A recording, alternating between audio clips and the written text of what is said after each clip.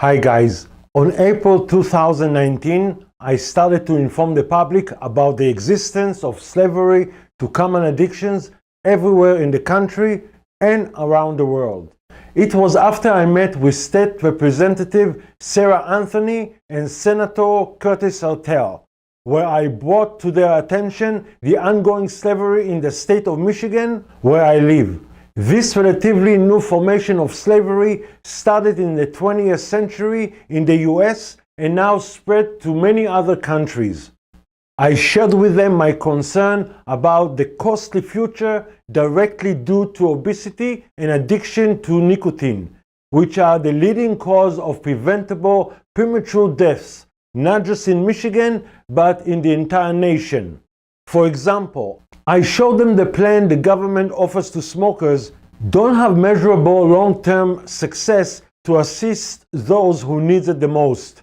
However, my major concern is not about adults already suffering from diseases caused directly from slavery to common addictions, but to the future of our children. Many of them are second, third, and even fourth generation of slavery to common addictions. And in the future, they will have to deal with our inability to find a solution to the pandemic crisis created in the 20th century. For many years, we were educated about action we need to take to save our planet for future generations, right? But how can we save Earth if most pollutions are caused by packaging the common addictive legal drugs we consume all day, every day?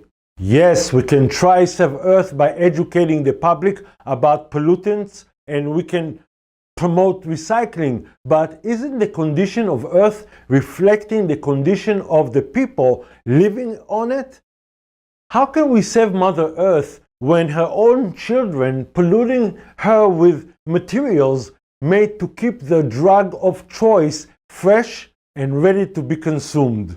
How can we ask to save Earth when many of us chronically sick and prematurely dying from being slave to common addictions? Today, many of our children intentionally or unintentionally were enslaved to common addictions. This is unprecedented growing numbers of this form of slavery in human history, and no one is informing the public about the alarming outcome of it in 20 or 30 years from now, when today's children become adults. Is it possible to eradicate the slavery of common addictions? Yes, we can. However, the solution to this crisis is not going to come from our government, but from us, the people. Because throughout history, colonies and countries were heavily relied on working hands to boost its economy. And for some hard jobs, the need for slaves was inevitable. Today, in modern democratic countries, it is illegal to enslave humans to do something against their own free will. But because the public is unaware about the profound power of those legal drugs to activate the reward system in the brain, thus making it easy to those drugs to bypass the five senses of the human conscience, control his free will, and get him unknowingly addicted to it. And the results of it? Simply put, slavery to common addictions, where the person doesn't even know it's happening to him before it's too late. And then it is almost impossible to regain freedom. In an open meeting with the public, I asked Senator Artel two questions. The first question was if obesity is #1 cause of preventable premature death, and we know which food product directly causes it, how come no one sued those corporations just like we sued the tobacco corporations? The senator did not reply to that. In the second question, I asked why we pay sales tax when we buy tobacco and alcohol, but there's no taxation on candy, sweetened soda, and other sugary foods directly linked to obesity. The senator did not reply to that question either. However, one woman sitting next to me simply said, "I don't mind to pay tax on soft soda." Though taxing and restricting advertising on foods directly linked to obesity may help to stop the increasing obesity rate and maybe even lower it, just like what happened with the tobacco consumption in the past 50 years. But it's not going to be politically correct to say something bad about concentrated sucrose, which was rare and expensive drug that was introduced to the nobilities of Europe in the 7th century AD by Arab traders that brought it from the Far East. At that time, there were two main commodities needed for the general public. The first was food to sustain during winter and drought, and the second was cotton for the growing needs of fabrics. That's why cotton and grains like wheat and rice were in high demand.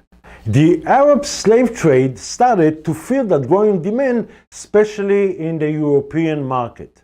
It seems like slavery followed everywhere humans lived, because it's impossible for a country or a new colony to prosper without the help of hard workers to build its economy. The Arab slave trade started after the rising of Islam in the 7th century AD. Over 14 million Africans were displaced from their homes and shipped to the Far East, Mid East, and Northern Africa to work on plantations of sugarcane, a new rising drug, cotton, wheat, rice, and more.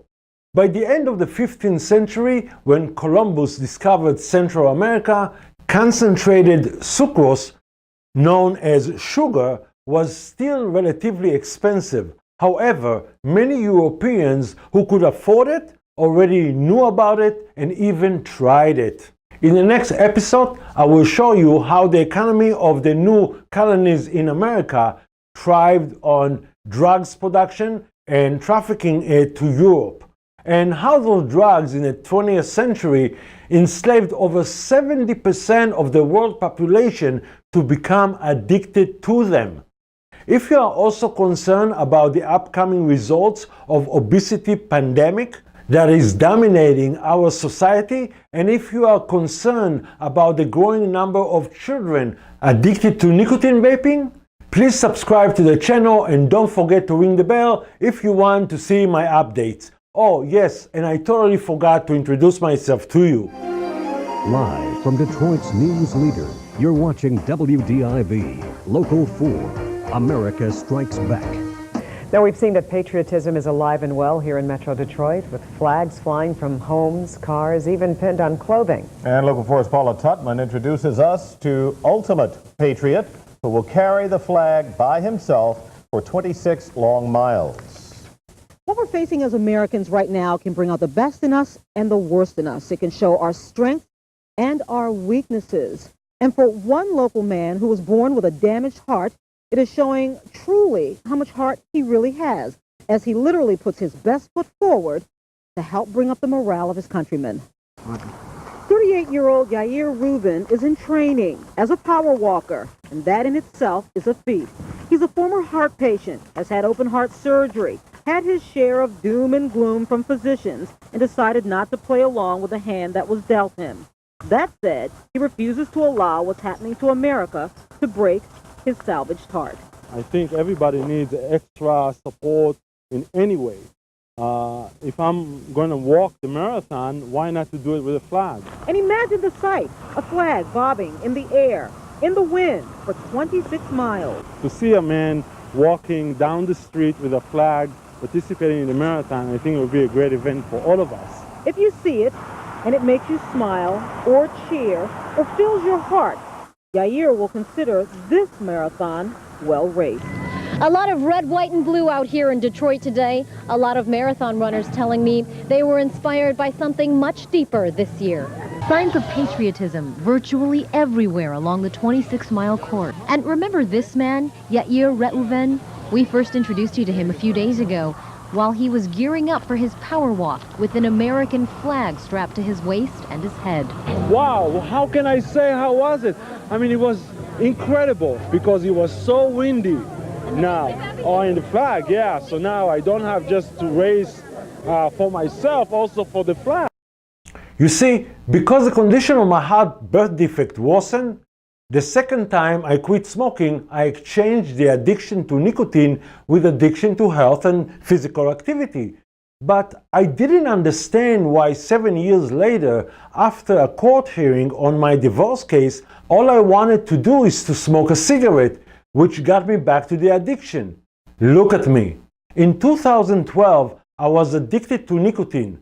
A few years earlier, I participated in marathons and stair climbing. In 2016, I managed to quit the addiction to nicotine, but I found myself addicted to fattening food. At first, I didn't understand why, after I quit smoking, I uncontrollably started to gain weight. But today, both of those addictions are behind me for good. Now you understand why it's the best time to subscribe to my channel? Because you don't want to miss the discovery I made to help me free myself from slavery to common addiction. I see you soon. Bye.